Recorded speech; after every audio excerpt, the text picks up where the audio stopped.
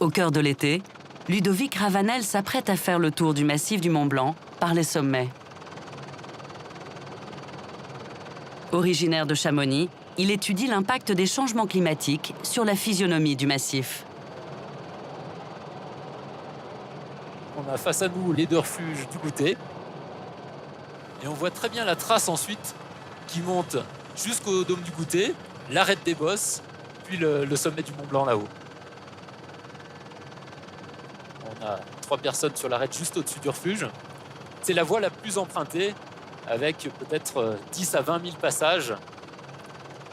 Et voilà, donc une trace qui est très bien marquée. Donc nous, on continue à prendre de l'altitude.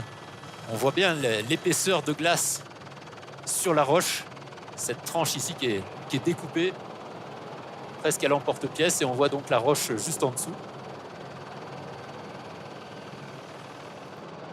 Et donc, qu'est-ce qu'on découvre? Eh bien, le sommet du Mont Blanc, 4808 mètres et 73 centimètres. C'est la dernière mesure, une mesure qui a été effectuée il y a 1 an.